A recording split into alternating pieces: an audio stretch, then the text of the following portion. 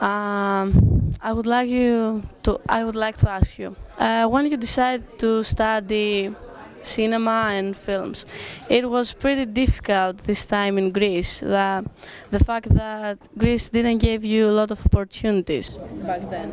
No, in Greece, in my period, in my age, when I was younger, even younger than you, there was no possibilities, no any possibility. And particularly because I was belonging to a class or society which doesn't have any rights, let's say. So the only way to study was to go outside. And the only place to study, because I didn't have money, is in France, because the studies are free for the university and then for the students. They have facilities for housing, facilities for restaurants, and so forth. So France was the right place. My idea at the beginning was to learn to write. And then I discovered very quickly that there was another way to tell stories. It was with images, cinema. So I decided to leave La Sorbonne after a while and to go to the IDEC, which was the School for Cinema in France. IDEC is Institut de Haute Études Cinématographiques. So. And then I was very lucky after finishing the school to be assistant of some major directors in France. That was very helpful to learn better the cinema.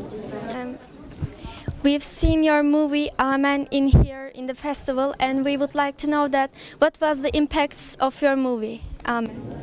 The impact, I don't want to know the impact of my movies because I would like to stay free for next movie. Not to say I will have to have a better impact this one and so forth. So I know people like the movie, it has a big success in the theaters. And people came to me on the street and say, great movie, that's all I know about it. Well, we couldn't help but notice, while we were watching, that the shooting techniques, they gave it sort of a feel that it wasn't from the 2000s.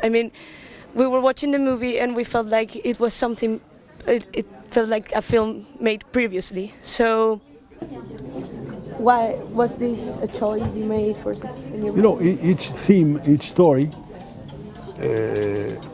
has its way of, for me, to be shot, to be told.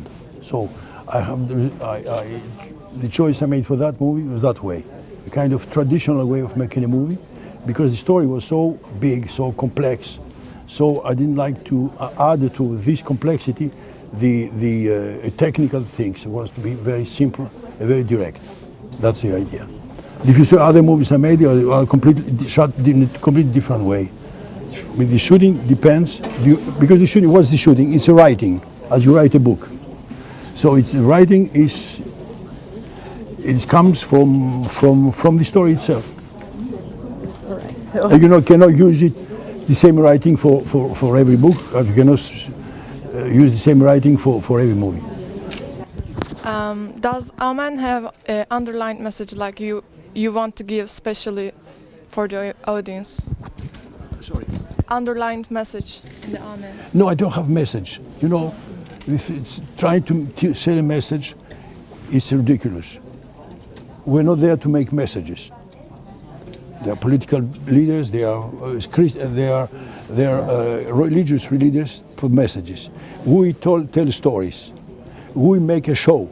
The movie is a show. You go to the movies because you like to go to the show. You don't go to listen a kind of political speech or religious speech or whatever speech or even academical speech. You go there to have feelings, good feelings, to like, to not like, to laugh, to cry, to be furious eventually. Those are the feelings, the feelings you can have in a spectacle, like the theater, like the musical concerto, and so forth. So no message. But you say what you think, personally, what's your feelings about that story, about that particular story. My feeling was that the Pope, who was a kind of moral authority at that period, less today. Today everybody makes joke with the Pope. At that time you would go to the prison if you say anything against the Pope, in Italy, in France, everywhere. So in front of that extraordinary situation, the extermination of the Jews, he knew everything. Every moment he'd say nothing. that morally was unacceptable. And the other thing that interests me that movie, as a theme, is the resistance. I think in life we have to always to resist, not accept things just because people say you do this or you do that. We have to resist. If not, you become slaves. We become slaves. So, Mr. Gavras, you always choose important and risky topics for your films. And have you ever thought to make something more conventional, maybe something different from your topics? And what will you advise to young directors that want to start making films?